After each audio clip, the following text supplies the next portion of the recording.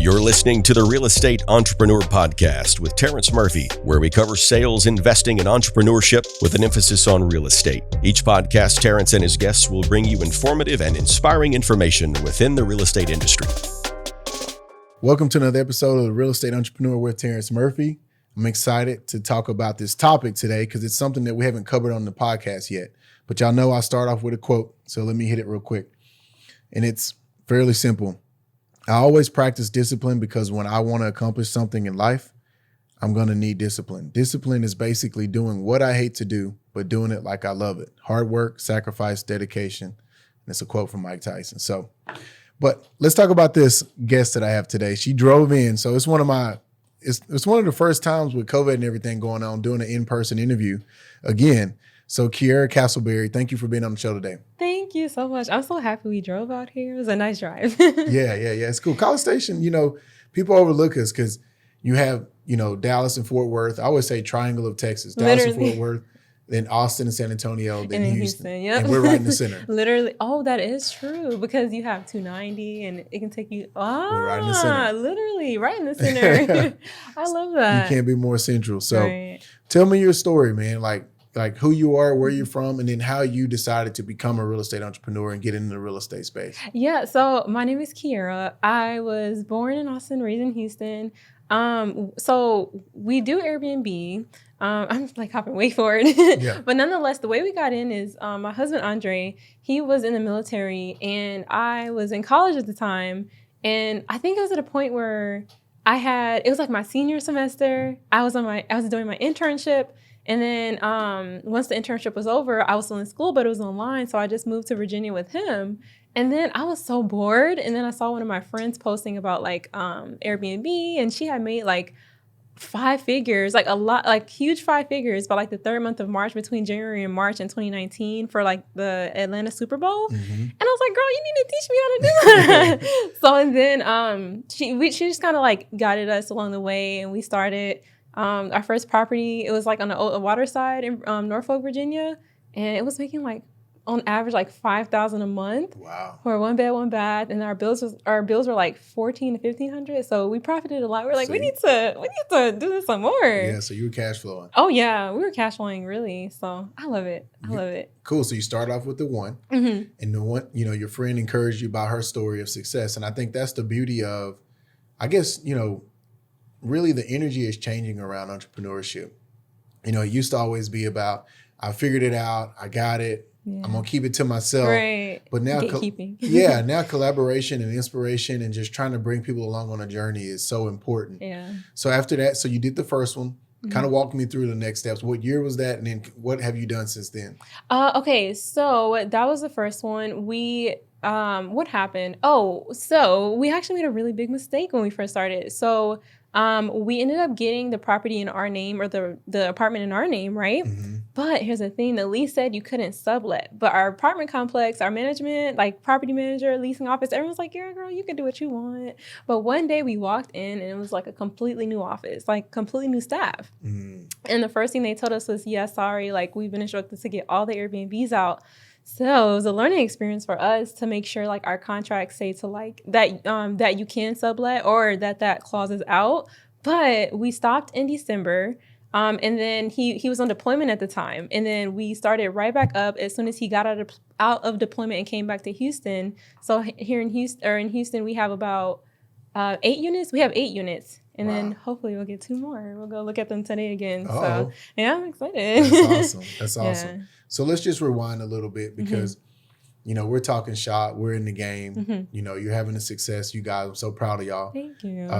But let's go back. So what is Airbnb first off? Like, what is that? Like, just talk to me like I'm a brand new person considering to get in that space. So true. Okay. So Airbnb is a peer-to-peer platform. It's just like Uber. I tell people Airbnb is basically the Uber of our generation. Mm-hmm. And it's taken over the hotels. I think right now, actually, it's currently worth Hilton, Marriott and Hyatt combined, which is pretty cool. But Airbnb is a platform where you can kind of rent out like your rooms or, you know, a whole house if you want to. I mean, there's no middleman. So you're basically like a hotel in a way, but you can do it on your own terms. You just got to make sure you're following like the rules and the laws. But nonetheless, you're doing it on your own terms. Yeah. Does that make sense? It does. It does. Okay, and I'm going to keep digging. Okay. So like you said, you're doing it on your own terms. You're kind of going direct to consumer.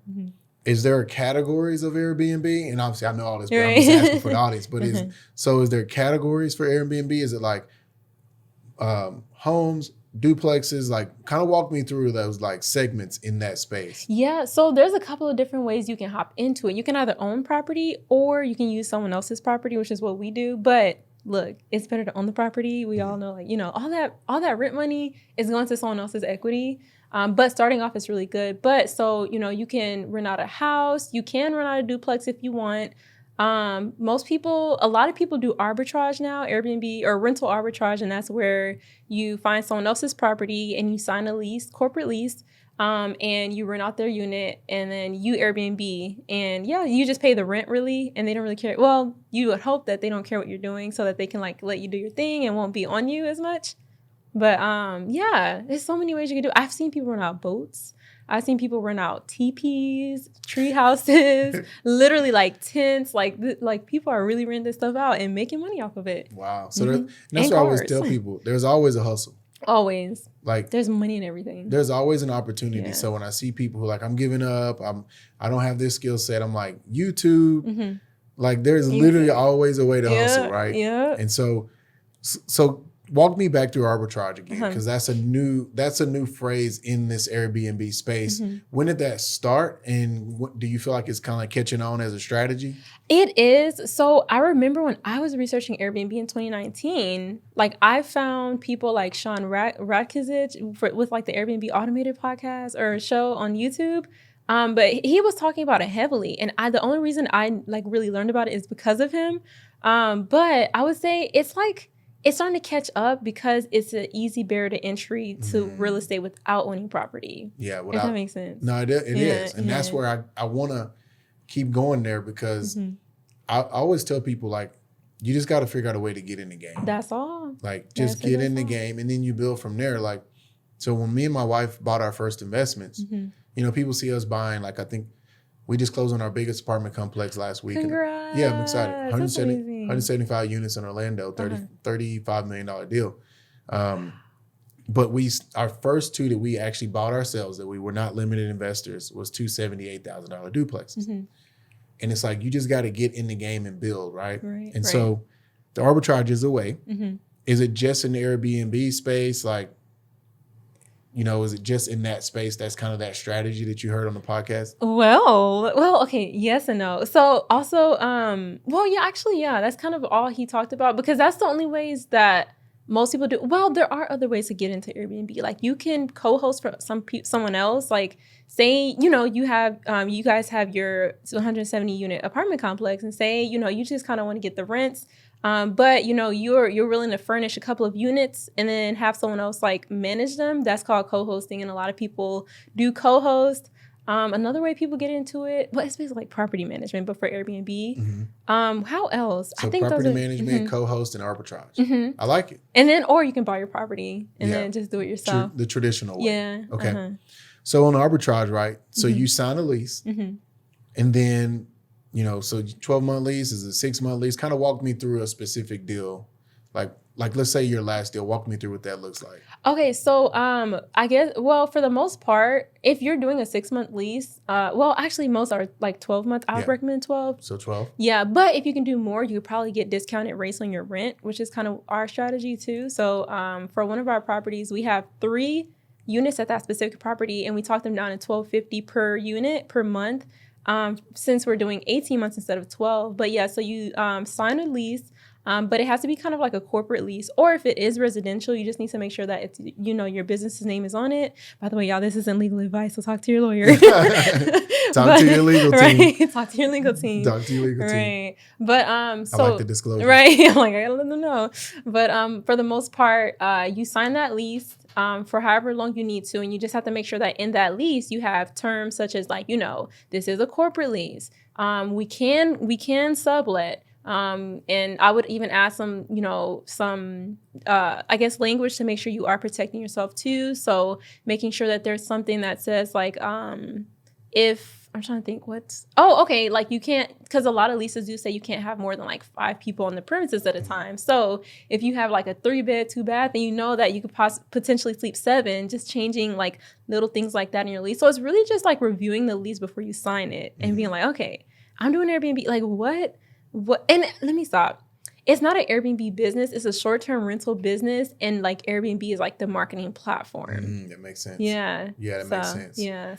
So that's your hustle, but you're using this platform to get the exposure. Exactly. Okay. Exactly. Yeah. So there's so many ways to do it. So many ways. There's always a hustle. Yeah. So what's the ultimate goal for you and your husband? Like, why are you doing this? And then where are you trying to take it? Like, is there like, hey, we're going to do this for 2 years, 24 months, 10 years in order to do this? Like, why are you, now that you're in, like, where are y'all trying to go with this? You know, it's so crazy. We just talked about this last night. We were saying like, what is the point of like doing all this? And for us, it's really to make sure that we can like, in the long term, take care of ourselves and, I guess not have to depend on anyone. So create generational wealth, to make sure that our children, when we do have them, they're protected and taken care of. But that's our long term, but short term, we actually want to own our properties. So we'd rather own like a multi-family, because to give you an example, our rent for all of our properties comes out to, I want to say 8,000 to 10,000. All that, if that, imagine 10,000 times 12 months, that's 120,000. That just built someone else's equity. And now our landlord can take that and go get more properties. We'd rather that be us. Yep. But when he was in the military, you just never know what can happen. So that's why we did arbitrage. But now that we're settling down, it hasn't even been a year yet since he's been out, but we can kind of like, start looking at buying and stuff. And like arbitrage is just our way of like covering our expenses and stuff right now. And also like, me coaching also, I love coaching because I'm able to like help people also realize the potential. Because once you get one unit, it's addicting. Yeah. You're going to want more. Seriously, because the cash flow is amazing. You don't have to do anything at all. Yeah, I love it. Yeah. So you actually hit the topic that I want to cover next, which is on my podcast, I'm always telling people, and you'll hear me say it over and over and over, you have to have a career and your money has to have a career. Ooh, come on. Yeah, that's Robert Kiyosaki for sure. So right now, like your career is creating cash flow on these short-term rentals through Airbnb, which I love. That's your hustle. Yeah. That's what's creating that cash flow that's coming in. And then the next step would be, like you said, we're going to take that cash flow and go buy properties. Now we own it. We're not paying someone else's debt down. Right. And now we're building, appreciation, equity, all those things, ownership, tax deferment, the list goes on. The whole shebang. Yeah. I like it. Thank you. Man, I like the hustle. Thank you. It's fun. Now that you're killing the game, y'all are getting great momentum. What is something you wish you would have known that you now know, like when you first started? That's a good question. I know. I'm finna hit you with some. I know. The hard hitters. I wish I'd known that not everyone out there giving advice is right. Because we were taking advice from everyone on YouTube. We didn't have a coach. And the thing is, I have so many people coming to me all the time saying, hey, Kierra, I'm about to get evicted. They found out I'm doing Airbnb. I'm like, well, I told you to, get a corporate lease. Don't do it in your name. Would you rather, call around and get a bunch of, no's and a couple of yeses, and let them know that you're doing Airbnb, or would you rather get an eviction that's going to be on your breaker for 7 years?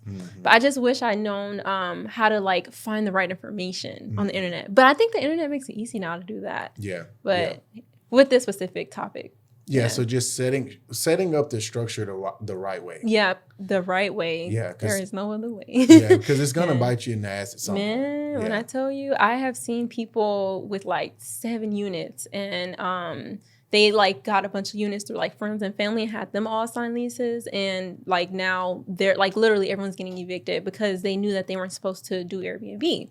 But the things I've seen. Yeah. So crazy. So corporate lease is what you're saying. Make sure you understand the terms of the lease. obviously. And then would I put it in a LLC, like some type of entity? Yeah. So talk to your tax professional guys and your lawyer, but not right, us. not us. But we put them in our LLCs only because they're literally limited liability. But I've seen people actually that's probably the only way I see people do it, and then run their business as like a DBA, which is what we do as well, just to protect ourselves. But I think, yeah, that's probably the most popular way. I wouldn't do it under your name. Mm-hmm. I mean, you can do it under your name and like your landlords can know you're doing Airbnb and you can change the terms. But think about it like this. If someone falls over and trips their little pinky toe and then breaks it and they want to sue you for everything you have, they can sue you for all your personal assets. Do you really want that to be the case? No. Not me. Yeah. So, yeah. So, all right, I just looked at you. Yeah, no, you got to do that. You got to do that. Yeah. So what's the goal, like, per unit, right? Let's talk numbers now. Yeah. What are you guys trying to cash flow per unit, just on average? Just a kind of a range. So it's so crazy because, well, let me give you the number first. For us, minimum like 500 to 1,000 in the Houston market. Mm-hmm. In Virginia, we were able to get like 3,000 to 4,000 a month per unit. I actually have a client right now who's in Virginia Beach, which is not like, it's Norfolk, Virginia Beach, or like next door neighbors. But she made 17,000.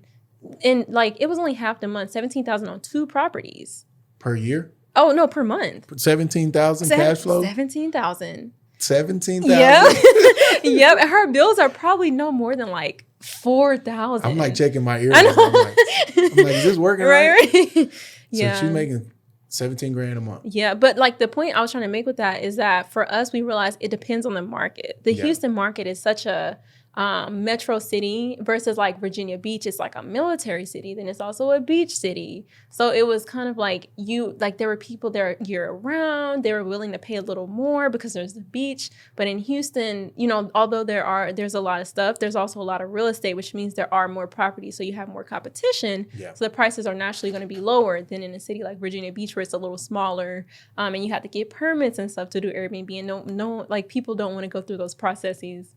Oh my God. No, that's good. So yeah, like you're saying, that's why it's so important to understand your market and actually do the due diligence, because people listen to one YouTube video and they run, which is great. I like the fact they want to take action. But when you're setting up a business, the LLCs, talking to a CPA, understanding the entity, understanding local guidelines and jurisdictions, it's important. It's so important. Like okay, what I can tell y'all, if you're listening and like you've been thinking about starting Airbnb, is to go to Google and just type in short-term rental ordinance and then your city's name. So like short-term rental ordinance, Houston, but do it for like your city, county, and state. And then once you Google that, look at like the .gov sites. There should be an Airbnb site that pops up in the search results within like the first 5, and look at kind of what Airbnb is telling you about your city. And don't be scared away by all the rules. If it's too much for you, just go to one of those .gov sites, scroll all the way down to the contact information, and just call someone and have them explain it to you, because sometimes it is easier to get answers over the phone. That's good wisdom. Yeah. Yeah, that's really good wisdom. And then really, like you said, picking your market, because if you can cash flow 17,000 a month on 2 properties, I mean, why would I not go to Virginia Beach? Like, so what would you say, like, what are my blind spots? Like if I'm sitting here in College Station, and cool, I can do it in College Station in Houston, but I want to go to Virginia Beach. Like, what are my blind spots? Do I feel like I need to be there in person checking on the properties? Like, ooh, that's a good question. You have to have a good cleaner. I feel like that's really the bulk of your business, because your cleaner can also be like your property manager to like check up on your property if need be. So like for our Virginia property, right, when we went to I think we visited home one time, and like we just told our property manager, hey, can you go ahead and just let us know, whenever we had a problem, we were just like, hey, can we just pay you $20 to stop by the property and give the guests more towels if they needed, or more batteries, or whatever the case may be. And it was so much easier that way, because at the same time, your cleaner also knows your business the best. But in terms of looking for a market, it just depends, because I think less is better. Well, if you can do if you can have 2 properties making 17,000, then your hands aren't on it. But, if you don't have the mobility to do that, then being in a bigger city where you can have multiple properties and still be making the same profit, I think is still like worth it. Still way to go. It's more work, but more guests and turnovers. But, you do make money off the cleaning fees too. So there's that too. So. Yeah, and so these properties obviously need to be staged, right? They need to have furniture. Yeah. Okay. Well, they don't have to actually, but most of them do. Okay. Yeah. Okay. Because it helps on the rates. Oh yeah. Okay. All right, so I'm gonna hit you with some rapid fire questions. Okay. You ready? I'm ready. We're gonna go quick. Okay. All right. Where do you see the biggest opportunity in the next 12 to 24 months in real estate? Purchasing property and making it short-term rentals, but also partnering with big firms who have like people traveling to different cities, and partnering with them, especially since like the pandemic's kind of ending. Although it's not ending, but people are stopping to work. So almost like relocation departments at bigger firms. Oh yeah. Okay. Oh yeah. I like that hustle. But owning the real estate. Owning it. Yep. Okay. All right. What technology are you using that you feel like is really giving you a competitive advantage? I guess it would be Airbnb. I was going to say Airbnb. Yeah, Airbnb. But also there's this website called airdna.co. And we use that to like evaluate markets and specific zip codes, look at our competitors, tells you how much your competitors are actually making. Yeah, so I love it. It literally, I don't know, I assume they buy their information from Airbnb and then just put it on their website. But airdna.co literally probably is the reason we decided to start in Norfolk instead of like a different city. So walk me through that site again. So it's airdna.co. Okay. And it's basically like a software that congregates all the data in like the entire US for Airbnb and VRBO actually. And it's so amazing because I wanted, like, Houston, for example, is huge, right? So the north side is not making the same amount as the south side. I need to know what is that zip code making and what is this zip code making? Which one do I want to be in? Which one can I get like the cheapest rent, but still like rent it out on Airbnb and make the most amount of profit? So that's how we actually find our properties. Through that site. Oh, yeah. And I know people are going to ask me again. So spell it out for me because they're going to want to know. Oh, yeah. So it's airdna.co. Okay. Co. Yep. Okay. Yeah. Love it. What's the difference? That was my next question. Is there a difference to Airbnb versus VRBO? Yes and no. Whatever. I never can pronounce it. Right. Me neither. But for VRBO, it's more for like people doing with like big houses and who are hosting families, like big families versus Airbnb. Airbnb's target market, in my opinion, is like smaller couples or friends who want to just, hang out in the city versus like VRBO. If I'm going to the beach, I'm probably looking at like a vacation rental because VRBO stands for vacation rental by owner. So it's like more luxury. I would say bigger, luxurious. For the most part. Yeah, that's good wisdom. Yeah. Cool. Thanks. How's your team structure? Do you have to have a structure? Like, is this like I can start this off as a one-man shop? Or do I need to go and put this whole team together? Nope. You can honestly start it off on your own. The only thing you would need is a cleaner, but I recommend doing like your first couple of cleans on your own, just because you can kind of like train your cleaners properly, but also like, you can kind of see what it feels like to clean your own property, and it makes you feel more happy with your property. But that's all you need is a cleaner. But if you can do your own cleaners, you can really do your messaging by yourself. It's pretty simple. If you have 1 or 2 properties, you're not going to be spending more than like 10 minutes a week messaging guests. Maybe 15, but not much. Just kind of setting up, getting them. Yeah. Okay. That's the hardest part. It's the setup. Yeah. Oof, takes forever. And what we'll do is once you build your portfolio, maybe we can come back and do a second podcast. I would be willing. Really like diving down deeper into that for sure. Right. I would love that. So everybody talks about success as a real estate entrepreneur. You're killing it. You and your husband are doing great things. What are y'all doing to invest in yourself? Is it podcasts? Is it reading? Is it yoga? Like, what are y'all doing to like put back in your cup? Because you're your biggest investment. Right. Personally, for me, I rather reinvest in like my businesses. So for Airbnb, for example, we just had a guest tell us that we should have a floor lamp and like some spineless glasses. So like for me, it's like reinvesting in Airbnb. But in myself, I would say, for me, maybe retail therapy. There you go. Yeah. So I do kind of, I'll be doing really well. And then once I hit like a point where I'm like, okay, you've done well, then I'll like reward myself with something. Good. And I think it's so needed. It motivates me to like keep doing better because I can keep making those big purchases. Well, not big purchases, but like bigger than my average purchase. Yeah. Yeah. That's awesome. Yeah. That's awesome. Yeah. All right. Your why.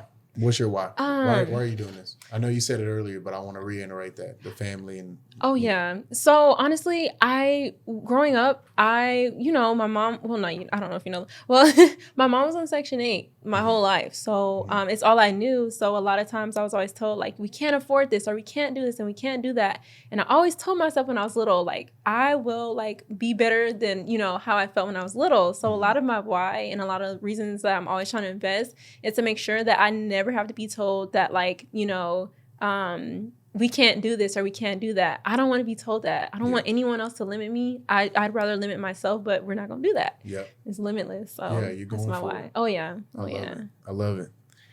Do you have a book you recommend? So what's the one book that you've read that's kind of changed your life, motivated you, inspired you, whatever?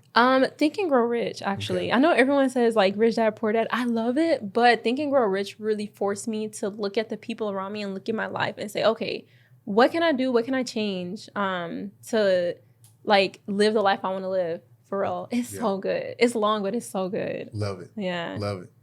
All right.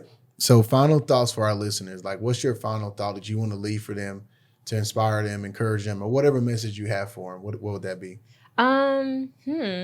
My advice for you would be to find a specific spot that you like, a specific area that you like in real estate, focus on that and then grow. Cause a lot of times, a lot of people, they'll see all these videos on like wholesaling, Airbnb and all this stuff.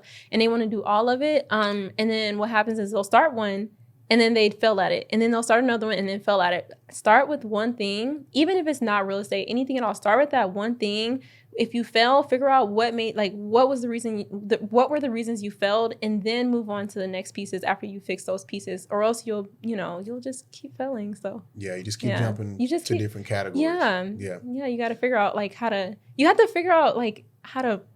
I don't know. I guess I don't know what I'm trying to say, but yeah. I'll back you up. Yeah, I always tell people like in this industry, everybody wants to do it all, but you got to get really. I think, and then what they do is they compare to other people that are further along, right? So they look at me. Well, Terrence has 20 companies and he's doing this. Well, I didn't start off with that, you know. Oh, Terrence bought it. Congrats, that's amazing. Oh, appreciate it. Or, hey, he's did this. It's like, I didn't start off there. Like, so just get really good at your craft. Like, learn your category, learn your pipeline that you're creating. And once you see success in that, then you can jump to the next thing. Literally. But stay in that until you see it turning and being positive. It's the only way to go. All right, people are going to want to know where to find you. How do people find you online, Instagram, whatever? How can people find you after listening to the podcast? Yeah, so I spend most of my time on Instagram. So Instagram at Coach for the Host. That's where you can find me. But also, like, I would say just check out all the resources on my page. I have so much free content because I want to make sure that I'm able to provide the information that I didn't get when I first started. So, just check out the content. And I think you'd be blown away.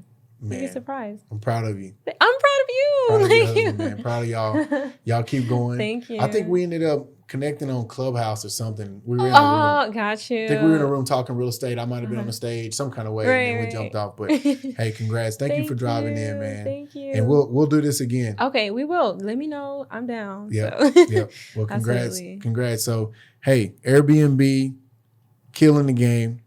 Look them up and be inspired by what they're doing. And I'm pretty sure if you reach out to them any way that they can help you, they will. Oh, yeah. Oh, yep. yeah. Thank you gotta help our community. Thank you so much. Thank you again. Take care. Appreciate it. Thank you for tuning into this week's episode of The Real Estate Entrepreneur with Terrence Murphy. Please subscribe on whichever platform you are listening and consider leaving a 5-star review, as that will help us gain traction and continue to bring you knowledge in the real estate industry. For more content, head over to terrencemurphy.com.